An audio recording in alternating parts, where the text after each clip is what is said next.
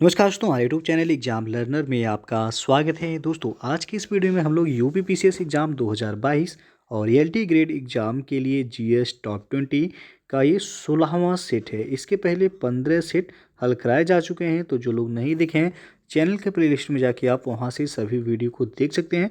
तो वीडियो को like share कर दीजिएगा। चैनल पर पहली बार आए हैं तो चैनल को सब्सक्राइब कर लीजिएगा, साथ में बेल आइकन को प्रेस कर लीजिएगा, जिससे आने वाले अगले वीडियो का नोटिफिकेशन आपको पहले मिलता रहे। और पीडीएफ इसका हमारे टेलीग्राम चैनल पर मिल जाएगा। नीचे डिस्क्रिप्शन में टेलीग्राम का लिंक भी दे दिया गया है, वहाँ से ज्वाइन करके आप पीडीएफ भी डाउनलोड कर सकते हैं। तो आइए शुरू करते हैं। दोस्तों, इस 27 फरवरी अनअकैडमी यूपीपीएससी में एक महान युद्ध होने जा रहा है, the ultimate scholarship test on UPPSC. एक दिलचस्प स्कॉलरशिप टेस्ट जहां आप अपने दोस्तों को अनअकैडमी कॉम्बैट में भाग लेने के लिए चुनौती दे सकते हैं और यूपीपीएससी के लिए भारत की सबसे बड़ी स्कॉलरशिप परीक्षा में उनके साथ लाइव कंपटीशन कर सकते हैं। यह पूरी तरह से फ्री टेस्ट है, तो बिना देर किए जल्द से जल्द इनरोल करें और हमारा कोड एग्जाम लर्नर EXAMLEARNER का यूज करें। रैंक 1 से लेके 3 तक के लिए यूपीपीएससी का 1 ईयर प्लस सब्सक्रिप्शन फ्री में दिया जाएगा और रैंक 4 से 10 के लिए जो है 75% स्कॉलरशिप दिया जाएगा। रैंक 11 से 50 तक के लिए 50% स्कॉलरशिप है और रैंक 51 से 100 तक के लिए 25% स्कॉलरशिप है और 50 लकी पार्टिसिपेंट को जो आकर्षक इनाम जीतने का भी मौका इसमें मिलेगा। तो नीचे इसका डिस्क्रिप्शन में लिंक दे दिया गया है, वहाँ से जाके आप इनरोल हो सकते हैं। दोस्तों, अनलॉक 20 का जो है डेट एक्सटेंड किया गया है। यह ऑफर अब आपका 19 फरवरी तक वैलिड रहेगा। तो यदि आप यूपीपीएससी या फिर यूपी ट्रिपल एस सी के किसी भी एग्जाम की प्रिपरेशन करना चाहते हैं और अनअकैडमी से जुड़ना चाहते हैं, तो ये ऑफर आपका अब 19 फरवरी तक वैलिड रहेगा। यदि आप सब्सक्रिप्शन लेते हैं 19 फरवरी तक, तो आपको 20% का जो है ऑफ मिल जाएगा। फीस स्ट्रक्चर यहाँ पे आप देख सकते हैं, 20% लेस करने के बाद आपका इतना होगा और नीचे इसका डिटेल दे दिया गया है डिस्क्रिप्शन में, वहाँ से जाके आप चेक कर सकते हैं। तो यदि आप यूपीपीएससी या फिर यूपी ट्रिपल एस सी किसी भी एग्जाम की प्रिपरेशन करना चाहते हैं, तो आप अनअकैडमी पे सब्सक्रिप्शन लेकर जो है जुड़ सकते हैं। आपको 20% का यहाँ पे डिस्काउंट मिल जाएगा। हमारा रेफरल कोड आप यूज कीजिएगा एग्जाम लर्नर, और आप जो है इस ऑफर का जो है लाभ ले सकते हैं। तो आज का जो क्वेश्चन है आपका सुमेलित नहीं है। एक तरफ दिया गया राज्य और दूसरी तरफ दिया गया संस्थापक, तो कौन सा इसमें सुमेलित नहीं है वो आपको बताना है। तो सबसे पहले दिया गया हैदराबाद राज्य के संस्थापक चिनकिलिच खां, बिल्कुल सही है, हैदराबाद के संस्थापक चिनकिलिच खां थे। दूसरा है भरतपुर राज्य के संस्थापक चूड़ामन, ये भी सही है। और सी ऑप्शन में है मैसूर राज्य के संस्थापक टीपू सुल्तान, तो ये आपका गलत हो जाएगा। मैसूर राज्य का संस्थापक टीपू सुल्तान नहीं, बल्कि उनके पिता थे हैदर अली, तो यहाँ पे हैदर अली होना चाहिए था। तो सी ऑप्शन सुमेलित नहीं है। बंगाल के संस्थापक थे मुर्शिद कुली खां, ये भी आपका सही है। तो आपसे पूछा गया था सुमेलित नहीं है, सी ऑप्शन सुमेलित नहीं है। आगे बढ़ते हैं। भारत में सर्वप्रथम होम रूल आंदोलन की शुरुआत किसने की थी? तो किया गया था बाल गंगाधर तिलक के द्वारा, बी ऑप्शन सही हो जाएगा यहाँ पे। भारत में होम रूल आंदोलन की शुरुआत सबसे पहले बाल गंगाधर तिलक ने अप्रैल 1916 में बेलगांव जो कि पूना में आपका पड़ता है, यहाँ से इनके द्वारा किया गया था। और एनी बेसेंट, जो ई ऑप्शन में दिया गया, एनी बेसेंट ने होम रूल लीग की स्थापना सितंबर 1916 में की थी। और होम रूल लीग का जो उद्देश्य था, ब्रिटिश साम्राज्य के अधीन रहते हुए स्वशासन प्राप्त करना इसका उद्देश्य था। और इसकी सर्वाधिक शाखाएं जो थी वह मद्रास में थी। तो पूछा गया इसमें भारत में सर्वप्रथम होम रूल आंदोलन की शुरुआत किसके द्वारा की गई? तो बाल गंगाधर तिलक, अप्रैल 1916, और एनी बेसेंट के द्वारा जो शुरू किया गया था वह सितंबर 1916 में शुरू किया गया था। अगला प्रश्न अब देखते हैं कि अभिनव भारत समाज की स्थापना किसने की थी? तो यहाँ पे बी ऑप्शन सही होगा, BD सावरकर। अभिनव भारत की स्थापना विनायक दामोदर सावरकर, इनका पूरा नाम है, इनके द्वारा किया गया था। और इसकी शुरुआत मित्र मेला इसकी शुरुआत जो है वह मित्र मेला नामक संगठन से हुई थी और यह एक गुप्त सभा थी और पांडुरंग महादेव वाप्टे को बम बनाने की कला सीखने के लिए जो है पेरिस जो है भेजा गया था।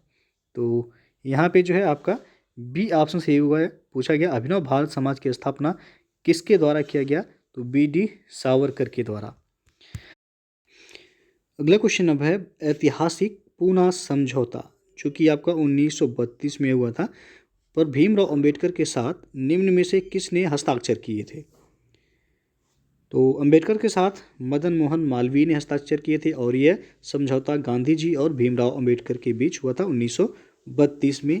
यहाँ पे डी ऑप्शन आपका सही हो जाएगा। इंग्लैंड के प्रधानमंत्री रैमजे मैकडोनाल्ड द्वारा घोषित सांप्रदायिक पंचायत के विरोध में गांधी जी ने आमरण अनशन प्रारंभ कर दिया था। इसके परिणाम स्वरूप भीमराव अंबेडकर और मदन मोहन मालवीय ने हस्ताक्षर कर पूना समझौता किए थे।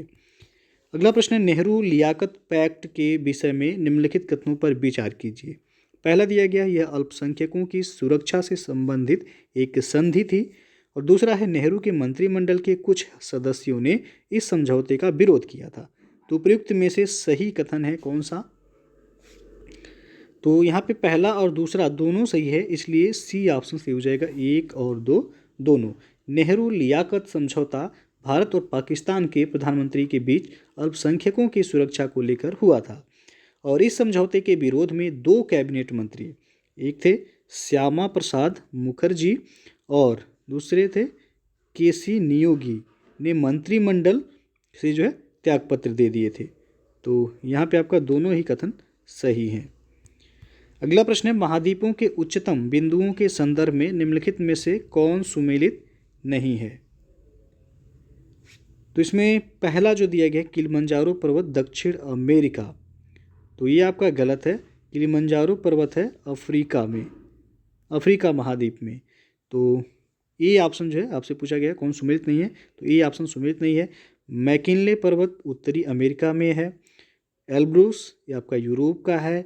विंसन मैसिव अंटार्कटिका का है। तो यहाँ पे ये ऑप्शन आपका सुमेलित नहीं है। किलिमंजारो कहाँ का है, तो अफ्रीका का, और यह किस देश में है, तो तंजानिया में है यह। अगला प्रश्न है निम्नलिखित में से कौन सी नदी श्रीलंका की सबसे लंबी नदी है, तो वो है महावेली गंगा। ये ऑप्शन यहाँ पे सही हो जाएगा। महावेली गंगा की लंबाई है 330 किलोमीटर, जो कि श्रीलंका की ये सबसे लंबी नदी है। यह बंगाल की खाड़ी में गिरती है और श्रीलंका की जो अन्य नदियां हैं उनमें कालाकोया भी है और कल्की गंगा भी है, आपका आरू भी है, उसके बाद माद्रू ओया नदी भी श्रीलंका की, ये सभी नदियां हैं। तो सबसे लंबी नदी जो है महावेली गंगा है। अगला क्वेश्चन है इंडोनेशिया के द्वीपों के क्षेत्रफल के अनुसार अवरोही क्रम क्या होगा। तो यहाँ पे द्वीपों के क्षेत्रफल के अनुसार अवरोही क्रम में पूछा गया, जो कि इंडोनेशिया के द्वीप दिए गए हैं। तो यहाँ पे जो सही होगा बी ऑप्शन, बोर्नियो द्वीप, सुमात्रा द्वीप, सुलावेसी द्वीप और लास्ट में हो जाएगा आपका जावा द्वीप। जावा द्वीप सबसे छोटा है, इसका कुल क्षेत्रफल देखा जाए तो 7% ही है। उसके बाद सुलावेसी द्वीप का यदि क्षेत्रफल देखा जाए तो ये आपका 10% क्षेत्रफल है। सुमात्रा द्वीप का क्षेत्रफल देखा जाए तो यह 24% इसका क्षेत्रफल है। और सबसे बड़ा जो है बोर्नियो द्वीप है, जिसे कालीमत्तन द्वीप भी कहते हैं, तो इसका क्षेत्रफल जो है आपका 28% है। तो यहाँ पे अवरोही क्रम में पूछा गया था, बी ऑप्शन सही हो जाएगा। अगला क्वेश्चन है निम्नलिखित में से कौन सा क्षेत्र सऊदी अरब का तेल उत्पादक क्षेत्र नहीं है। तो यहाँ पे आपका डी ऑप्शन जो दिया गया अबादान। सऊदी अरब के प्रमुख तेल उत्पादन क्षेत्र में आपका धाहरन है, उसके बाद जो है दमास है वहाँ का, अब कैक है और कातिफ है। अबादान ये आपका ईरान का प्रमुख तेल उत्पादक क्षेत्र है और इसे ईरान की तेल राजधानी भी कहते हैं अबादान को। अगला प्रश्न देखते हैं आप, निम्नलिखित कथनों पर विचार कीजिए। पहला दिया गया हारमुज जल संधि यमन को जिबूती से अलग करती है और दूसरा है बाब अल मंदेब जल संधि ओमान को ईरान से अलग करती है। तो उपयुक्त में से सत्य कथन कौन सा है? तो यहाँ पे आपका दोनों ही गलत है, तो उपयुक्त में से कोई नहीं, सत्य कथन यहाँ पे कोई नहीं है। बाब अल मंदेब जल संधि जो दिया गया यहाँ पे दूसरा आप देख सकते हैं, यह यमन को जिबूती से अलग करती है, और हारमुज जल संधि यह ओमान को ईरान से अलग करती है। तो दोनों ही जो है एक दूसरे का अपोजिट दिया गया था, तो कोई भी कथन यहाँ सही नहीं है, डी ऑप्शन सही हो जाएगा, उपयुक्त में से कोई नहीं। अगला जो प्रश्न है, निम्नलिखित में से कौन सा तेल उत्पादक क्षेत्र इराक से संबंधित नहीं है? तो जाफरा यहाँ पे जो दिया गया डी ऑप्शन में जो है, तो जाफरा ये आपका इजराइल के प्रमुख जो है औद्योगिक नगर हैं। और अगला क्वेश्चन है आपका, निम्नलिखित में से कौन सा तेल उत्पादक क्षेत्र इराक से संबंधित नहीं है? तो इसमें आपका किरकुक ये आपका इराक का है, मोसुल भी इराक का है, बसरा भी इराक का है, जाफरा ये आपका इजराइल का है। कहाँ का है? ये इजराइल का है।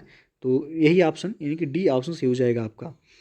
अगला प्रश्न आपका, निम्नलिखित में से कौन सा सागर अटलांटिक महासागर में अवस्थित नहीं है? तो वह है श्वेत सागर, ये ऑप्शन सही हो जाएगा यहाँ पे। श्वेत सागर ये उत्तरी रूस में आर्कटिक महासागर का भाग है।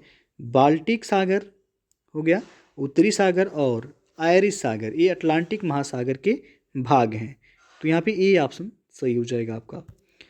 अगला प्रश्न है, निम्नलिखित में से कौन सा देश स्थल अवध देश यानी कि लैंड लॉक्ड कंट्री है? पहला दिया गया ऑस्ट्रिया, दूसरा है स्विट्जरलैंड, तीसरा हंगरी, चौथा है स्लोवाकिया। तो आपको कूट से बताना है कौन सा ऑप्शन सही होगा। तो यहाँ पे जो ऑस्ट्रिया दिया गया, स्विट्जरलैंड, हंगरी, स्लोवाकिया ये सभी जो है स्थल अवध देश हैं यानी कि लैंड लॉक्ड कंट्री हैं। तो डी ऑप्शन सही होगा, उपयुक्त सभी यहाँ पे सही हो जाएगा। अगला प्रश्न है, निम्नलिखित में से कौन सी झील जर्मनी, स्विट्जरलैंड एवं ऑस्ट्रिया का मिलन स्थल है? तो है कॉन्स्टेंस झील, सी ऑप्शन सही हो जाएगा यहाँ पे। कॉन्स्टेंस झील ये आपका स्विस आल्प्स के उत्तर में स्थित है।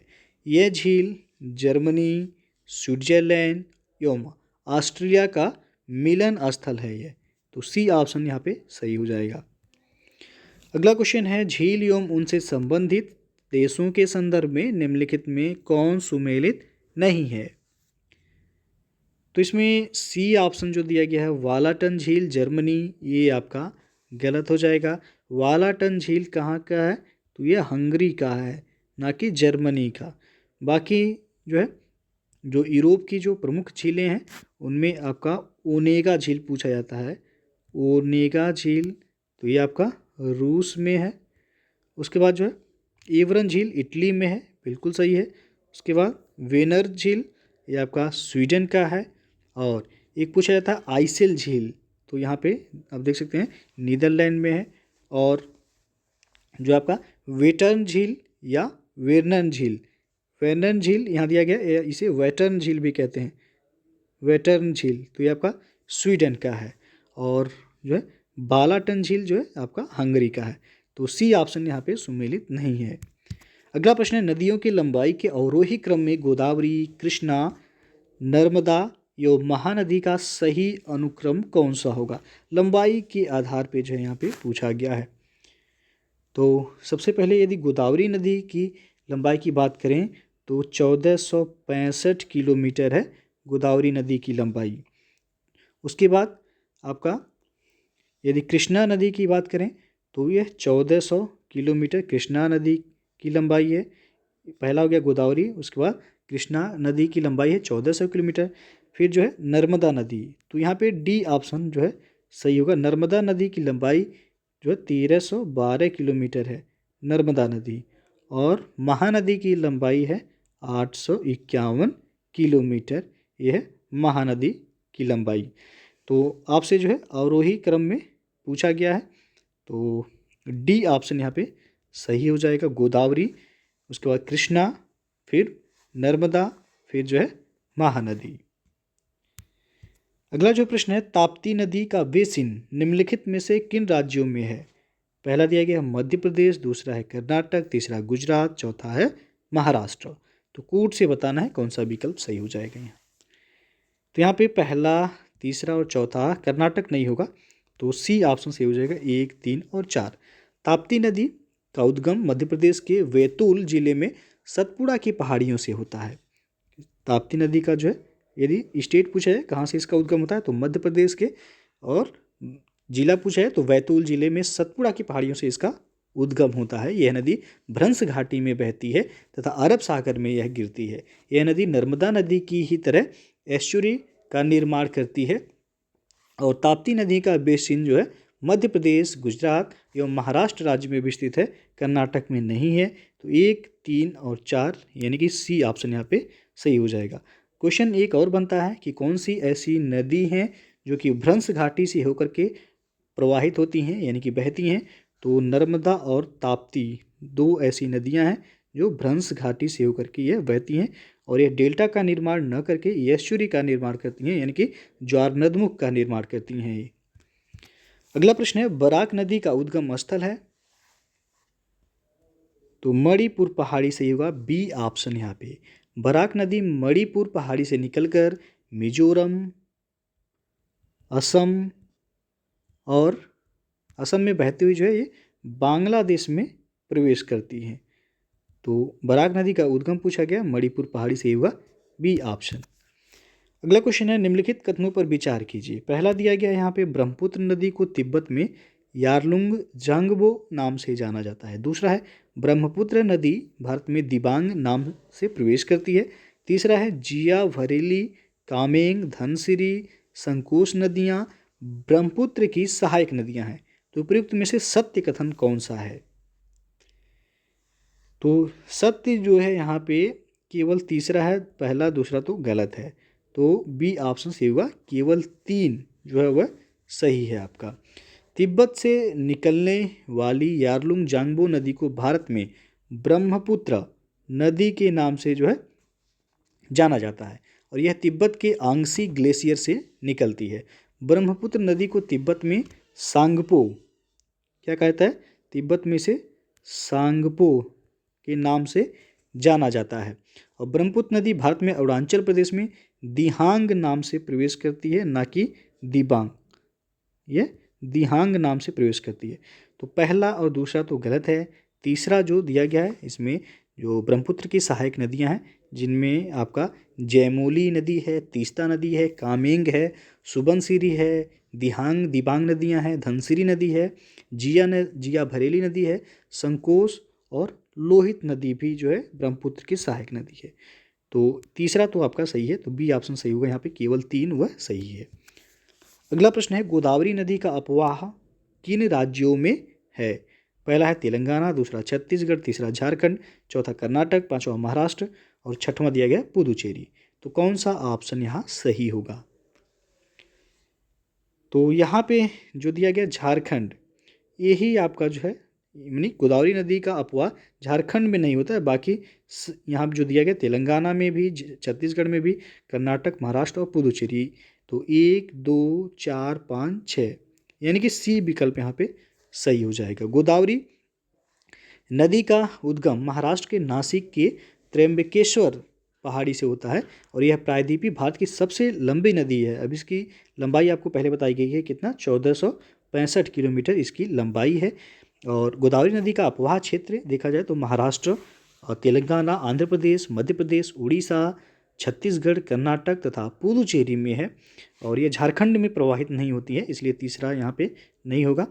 और गोदावरी की जो प्रमुख सहायक नदियाँ हैं उनमें पूर्णा नदी है इसकी सहायक नदी, पूर्णा के बाद जो वर्धा इसकी सहायक नदी है और जो है मानेर इसकी सहायक नदी है, प्रवरा नदी इसकी सहायक नदी है, मंजीरा भी जो है गोदावरी की सहायक नदी है, वेनगंगा ये भी जो है गोदावरी की सहायक नदी है, प्राणहिता नदी है जो कि गोदावरी की सहायक नदी है। तो इसी तरह जो है ये सभी गोदावरी की जो है सहायक नदियां हैं। तो यहाँ पे जो ऑप्शन सही होगा, सी ऑप्शन, 1, 2, 4, 5 योग 6 सही है। गोदावरी की लंबाई याद रखिएगा 1465 किलोमीटर। और यदि पूछा जाए कि किस जो है राज्य से इसका उद्गम होता है तो महाराष्ट्र के नासिक के जो है त्र्यंबकेश्वर पहाड़ी से इसका उद्गम होता है। तो दोस्तों ये था आपका आज के टॉप 20 क्वेश्चन का 16वां सीरीज। इसके पहले 15 सेट अपलोड कर दिए गए हैं, तो जो लोग नहीं देखे हैं चैनल के प्लेलिस्ट में जाके आप वहाँ से सभी वीडियो को देख सकते हैं। तो वीडियो अच्छा लगा हो लाइक शेयर कर दीजिएगा, चैनल को सब्सक्राइब नहीं किए हैं चैनल को सब्सक्राइब कर लीजिएगा, साथ में बेल आइकन को प्रेस कर लीजिएगा जिससे आने वाले अगले वीडियो का नोटिफिकेशन आपको पहले मिलता रहे। तो वीडियो को पूरा देखने के लिए बहुत बहुत धन्यवाद।